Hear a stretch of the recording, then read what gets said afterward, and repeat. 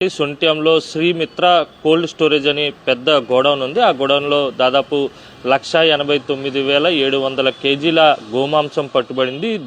DRI అధికారులు ఈ గుట్టు రట్టు చేశారు.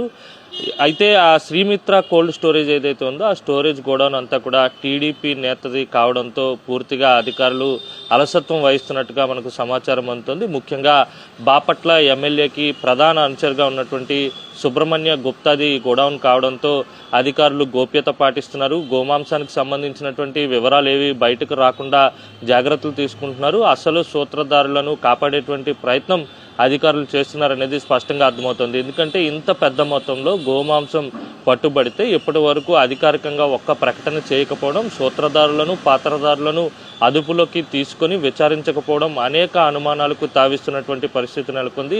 ఇప్పటి వరకు కూడా ఫీల్డ్ ఇన్స్పెక్షన్ చేశారా లేదా అనేది కూడా తేలాల్సి ఉంది. ఇప్పటికే గోమాంసానికి పరీక్షలు నిర్వహించి అక్కడ ఏదైతే పట్టుబడినటువంటి ఆ మీట్కి టెస్టులు కూడా నిర్వహించి గోమాంసం ఉందని నిర్ధారించిన తర్వాత ఇప్పటి వరకు కూడా అధికారుల నుంచి స్పష్టమైనటువంటి రెస్పాన్స్ లేకపోవడం తీవ్ర దుమారానికి దారితీస్తుంది. ముఖ్యంగా ధార్మిక సంఘాలు పెద్ద ఎత్తున మండిపడుతున్నాయి. తక్షణమే అసలు సూత్రధారులను పాత్రధారులను పట్టుకోవాలని చెప్పి వారంతా కూడా డిమాండ్ చేస్తున్నారు. ఇంతకీ గోవధ ఎక్కడ జరిగింది, మాంసాన్ని ఎక్కడ ప్యాకింగ్ చేశారు, ఎక్కడి నుంచి ఎక్కడికి తరలించాలనే ప్రయత్నం చేస్తున్నారు, ఈ విషయాలన్నీ ఎందుకు బయటపడకుండా అధికారులు గోప్యత పాటిస్తున్నారని కూడా ధార్మిక సంఘాలు ప్రశ్నిస్తున్నటువంటి తరుణంలోని ఈ రోజు వరకు కూడా పోలీసులు ఒక ఎఫ్ఐఆర్ నమోదు చేసి చేతులు దులుపుకున్నారే తప్ప గోమాంసానికి సంబంధించినటువంటి పూర్తి వివరాలు ఏమాత్రం వెల్లడించినటువంటి పరిస్థితి కనిపిస్తుంది.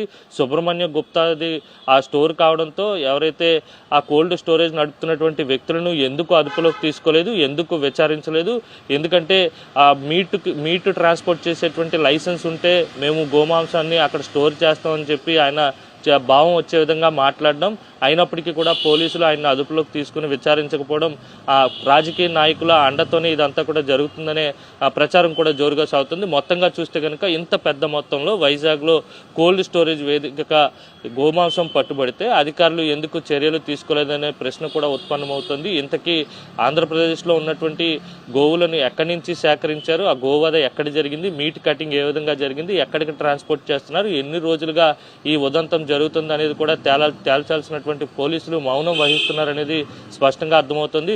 ఒక వ్యక్తిని అదుపులోకి తీసుకున్నామని ఎఫ్ఐఆర్లో పొందుపరిచినప్పటికీ కూడా పూర్తి స్థాయిలో విచారణ జరగటం లేదని స్పష్టంగా అర్థమవుతుంది. ఇంతకీ గోమాంసం ఆ కోల్డ్ స్టోరేజ్ లో ఇప్పటికీ ఉందా లేదా అనే అనుమానాలు కూడా వ్యక్తమవుతున్నాయి.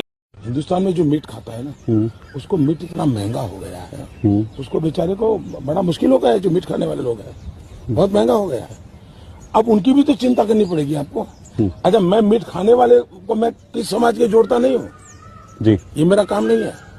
लेकिन हिंदुस्तान में किसी को अगर सस्ता गेहूं मिलना चाहिए, सस्ता अनाज मिलना चाहिए, तो सस्ती मछली भी तो मिलनी चाहिए, सस्ता मीट भी तो मिलना चाहिए। मैं चाहती हूँ कि ये वीडियो ना सारे अंधभक्तों को जानी चाहिए, जो जिनके अंदर इतनी नफरत भरी है। खासकर वो जो लड़की है ना जिसके ऊपर अभी ध्रुव राठी भाई ने वो वीडियो बनाई है, अंधभक्तों को गोबर नहीं खानी चाहिए, नुकसान करता है। कितनी बुद्धिमानी वाली बात बोली है।